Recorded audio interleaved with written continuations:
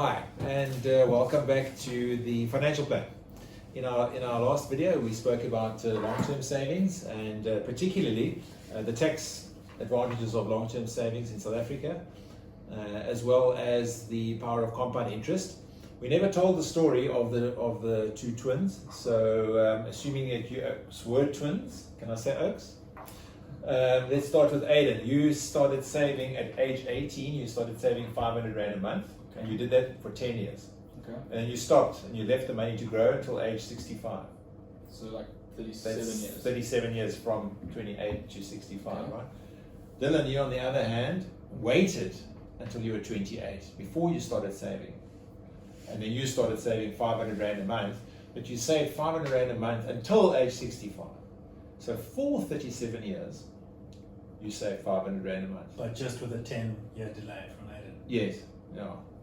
So at 65, who's got the most money, Aiden or Dylan? Well, I must do. Yeah, I've we been assume. saving for 37 years. No, false. Okay, so Aiden's got the most money. Not too much, you got just over 1 million, even though you saved 60,000, you've got 900 and something, although you saved over like 220,000.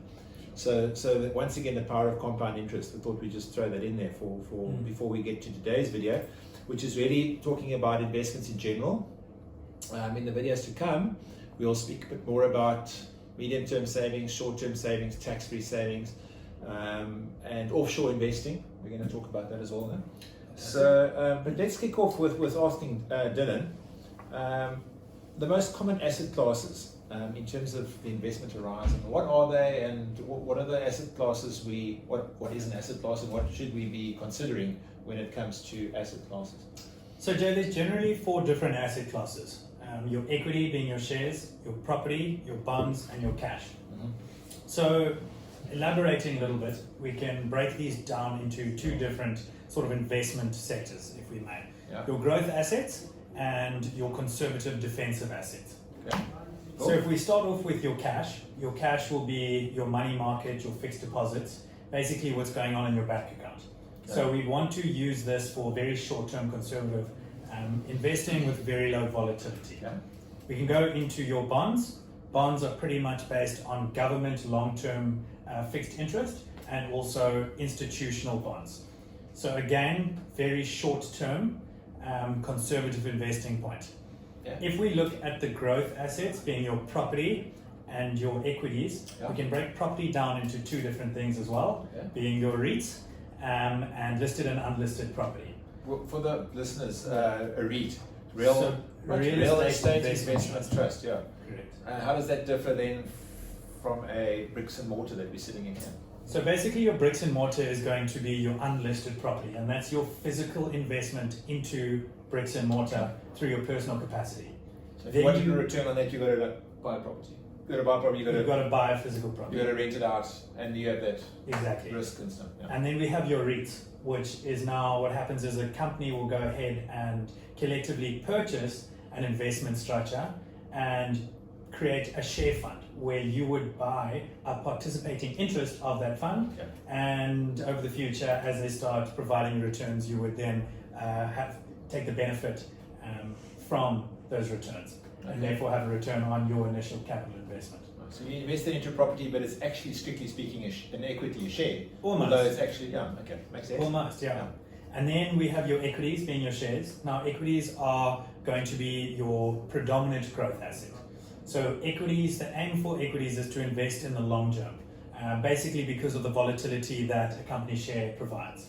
Company, you mentioned company, so that's essentially buying a share in a public company that's actually owned by shareholders. Exactly. Yeah. So although you're not going to be buying the share itself, most times when you're investing through a standard unit trust, as most of us would, Yeah. you are just buying again the participating interest in that In that company. company. Yeah. So we talk about your offensive assets being your property and your equities for the long term, and the aim of the game is to be able to ride out this volatility in the long term and benefit from the potential growth that they have to offer.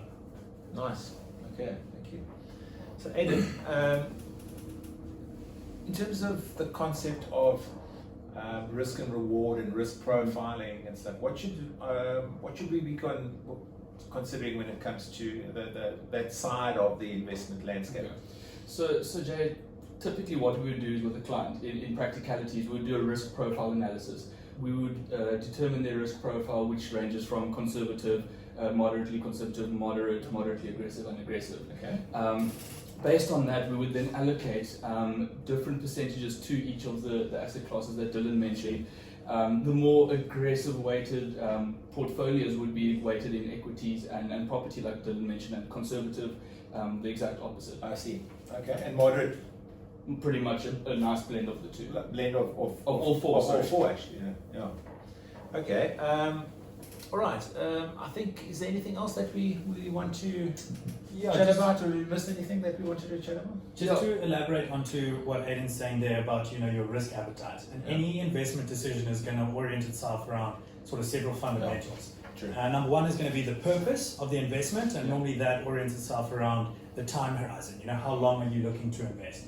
And then you can sort of situate it between the conservative cash and bonds or the longer end and take the volatility of your property and your equities. And then we look at what sort of rate of return do you want to achieve, and then normally we structure it around tax efficiencies. How do you invest for this specific purpose while maintaining a tax efficient, growth effective structure?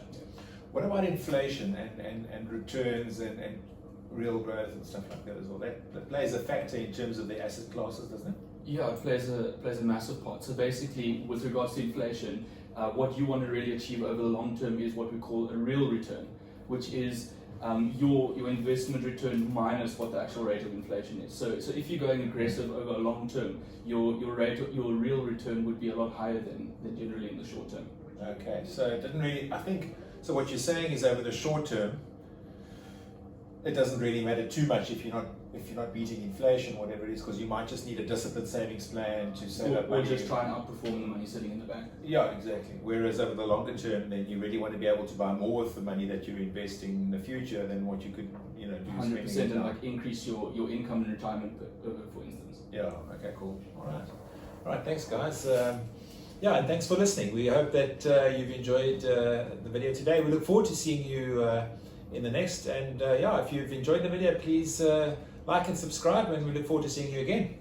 Cool. All right. Cheers, guys.